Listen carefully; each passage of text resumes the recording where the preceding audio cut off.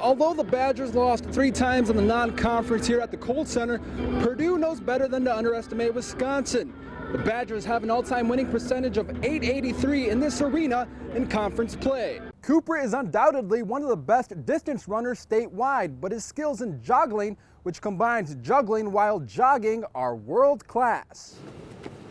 The Big Ten took a big blow on New Year's Eve when Alabama trounced Michigan State 38-0 in the college football playoffs. But a new year brings new opportunities. 4 Big Ten teams in action today. Former Wood TV8 standout Ruben Juarez has a story from our sister station, WLFI. Hey Rob, the Berries enter tonight's contest with a perfect 10-0 record. 8 of those wins coming by at least 10 points. But they know tonight's game against McCutcheon could be a challenge. Mavericks have a number of scoring options, and that's why the Berries say tonight's game could be the toughest of the season. Senior offensive lineman David Hedlund and sophomore wide receiver Anthony Mahungu grew up in Europe, playing the other kind of football, a little something we call soccer here in the States. Coming from the other side of the Atlantic, they took a unique path to make their American football dreams come true. Listed at 6 feet 4 inches and just a couple of Swedish meatballs shy of 300 pounds, Sweden native David Hedlund knew that football was meant to be his sport. I've always been a very physical guy, and I like being physical, and that's why I love football so much. Hailing from the suburbs of Paris, Anthony Mahungu followed his older brother's footsteps when he decided to give football a shot as a teen. I feel like I was born to play football. I just felt like this sport would be able for me to just use all my athleticism. They undoubtedly have the talent, but getting recognized by schools is not easy when you come from Europe. No one offered me a scholarship, even though I tried to email schools, Division 1, Division 2, Division 3. Hedlund then received an unexpected message on Facebook from a fellow Swede playing at the City College of San Francisco. Then I went to this junior college. I found out that I was pretty good, got many D1 offers, and I ended up here. Mahungu, on the other hand, had a direct route to the States. While playing in France, he developed a relationship with an American coach named Cam Olson. Years later, that connection paved the way for Mahungu to end up at West Hills College Coalinga. He knows that what I'm living now is a little bit thanks to him.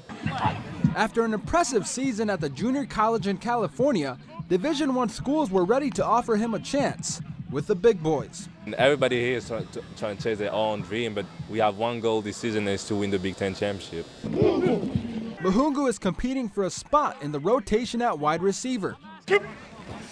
Hedlund is slated to start at left tackle. You can sense the feeling in the locker room that this is going to be a good year.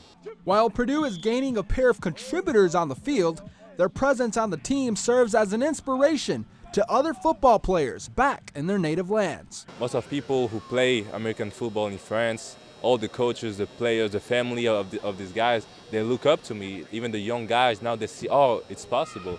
The people I played with back home, they understand like the journey David is doing right now, it's crazy. When Purdue takes on Marshall in the season opener, Hedlund won't be the only Swedish player on the field. The Thundering Herd have a Swede of their own, and just like David, he plays on the left side of the O-line. Reporting with the Boilermaker football team, Ruben Juarez, Sports 18. He's not the most vocal guy, but when Leo Lopez took the mound, Coach Andy Dudley and his Hot Dogs were confident that they would end up victorious. You know, when we had a chance to throw him in any big game, you know, you just knew you had to score a couple of runs to win. It's pretty big for your team overall. It was really nice to finally get a trophy here, but it was also better just winning it with the people. We break it out and say family, and people joke about that, but we really were a family. Playing alongside many of his childhood friends, Lopez went 10-1 on the year and recorded 98 strikeouts. He also picked up a pair of no-hitters, including one against rival Lebanon in sectional play. 14 strikeouts in 7 innings, and that's probably the best pitching performance that I've seen since I've been here. Thanks to his outstanding senior season, Lopez will play for the North team at the Indiana North-South All-Star Series. He's the first Hot Dog to earn the right to play in the series in almost 30 years. It's also nice just to represent Frankfurt one more time, put on a uniform again. So I think that's the biggest thing, is representing where you're from. In addition to pitching, Lopez earned All-State honors as a shortstop and led the Hot Dogs in hits and RBIs. You know, we've had some guys have some really good offensive years and some guys throw the ball well, but we haven't had anyone do anything like that both ways. Lopez will continue his playing career at Danville Area Community College, where he'll get to pitch and play the field at short. Reporting from Frankfort High School, Ruben Juarez, Sports 18. Sports 18's Ruben Juarez has more from Ross 8 Stadium. The bucket will stay in Bloomington, and with the win, Indiana is...